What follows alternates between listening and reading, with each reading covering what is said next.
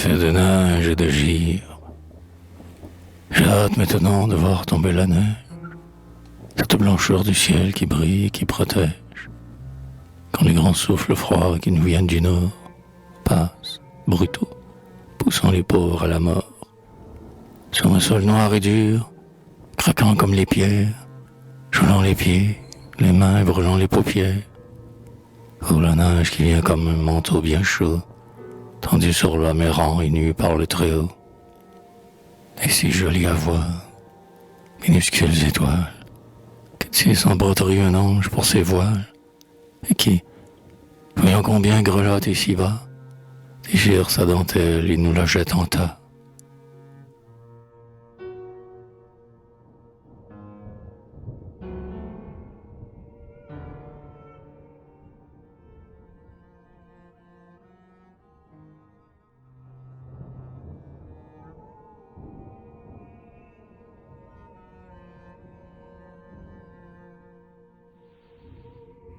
Les arbres ont l'aspect de blancs marbres qui poussent au bord des blancs trottoirs et des toits blancs qui moussent. Il neige, tout se vêt de divine blancheur, pour couvrir le sol noir du vieux monde pêcheur. On dirait que la nuit au vent se désagrège et tombe par milliers de flocons purs. Il neige. Les champs, sur qui tout un long jour il a neigé, semblent lointainement des lacs de lait figé.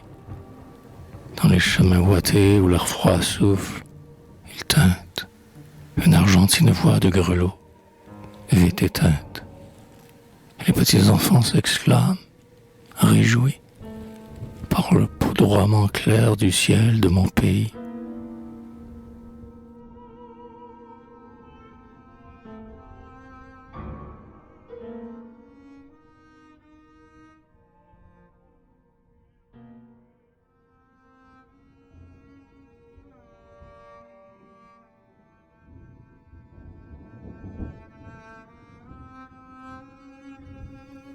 Un grain de neige fond en larmes sur ma vitre. Je referme mon livre au milieu d'un chapitre pour regarder tomber la neige du ciel blanc et la suivre en son vol tourbillonnant et lent.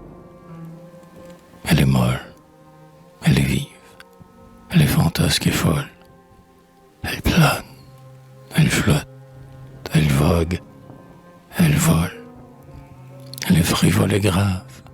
Elle a, comme un rimeur, sensible de soudains revirements d'humeur, selon qu'un petit vent nonchalant se révèle, ou qu'un souffle nouveau soudain la renouvelle.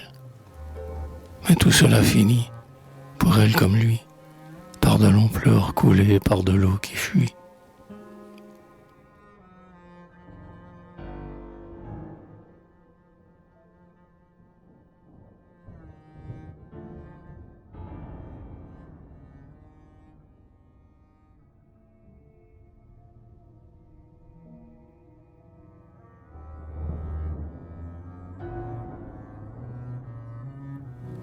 Ma vitre, ce matin, est tout en feuilles blanches, en fleurs de givre, en fruits de frimas fins, en branches d'argent, sur qui des frissons blancs se sont glacés.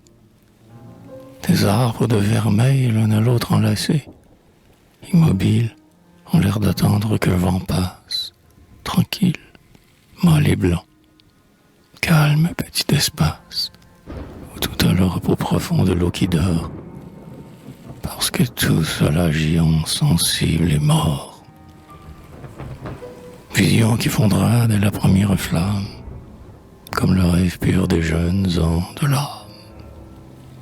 Espoir, illusion qu'on regrette tout bas, sur la vitre du cœur, frêle fleur de frimas.